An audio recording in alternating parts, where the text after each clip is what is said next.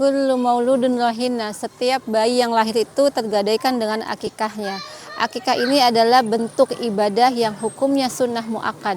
Akikah dilakukan orang tua untuk anaknya yang baru lahir, lebih baik pada umur 7 hari, 14 hari, atau 21 hari.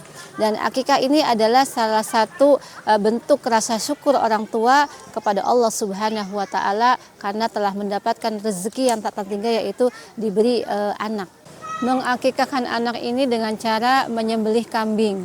Pada bayi yang laki-laki itu menyembelih kambingnya 2. Kalau perempuan, bayi perempuan kambingnya 1. Namun tidak menutup kemungkinan bagi orang tua yang rezekinya berlebih ingin mengakikahkan anaknya lebih dari yang ditentukan, itu pun boleh. Semisalnya bayinya perempuan tapi karena hartanya banyak, rezekinya banyak, dia ingin mensedekahkan di jalan Allah dengan membeli kambing atau menyembelih kambingnya 10, itu juga boleh. Kenapa?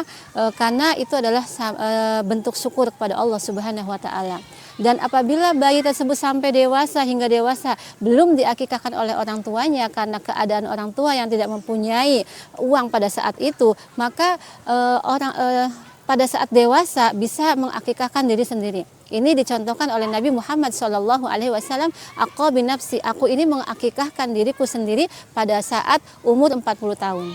Lantas bagaimana bayi-bayi yang tidak diakikahkan dengan orang tuanya, apakah ada bahayanya? Mari kita bahas bersama.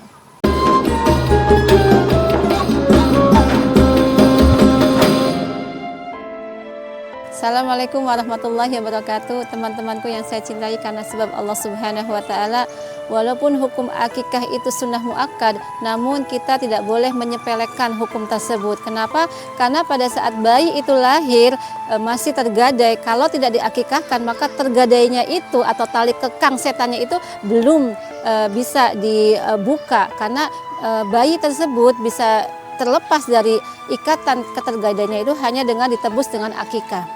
Ada 3 bahaya yang mengintai bayi apabila bayi tersebut tidak diakikahkan. Yang pertama, bayi yang tidak diakikahkan pada saat bayi itu meninggal sebelum balik, maka bayi tersebut tidak bisa memberi syafaat untuk orang tuanya. Yang kedua, pada saat bayi itu tidak diakikahkan, maka bayi tersebut tidak terjaga oleh Allah Subhanahu wa Ta'ala. Dalam konteks lain, tidak diberi keselamatan mara bahaya dalam kehidupan oleh Allah Subhanahu wa Ta'ala. Yang ketiga, pada saat bayi itu tidak diakikahkan, maka tali kekangan setannya itu masih ada pada bayi tersebut. Makanya beda antara bayi yang diakikahkan dengan bayi yang tidak diakikahkan.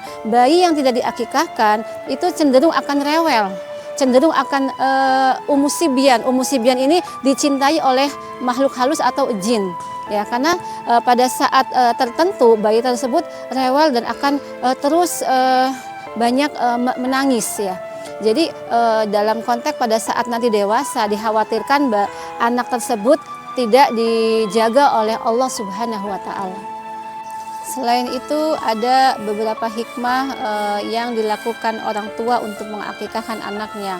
Salah satunya adalah apabila orang tua mengakikahkan anaknya, maka orang tua tersebut sedang menghidupkan sunnah Rasulullah SAW.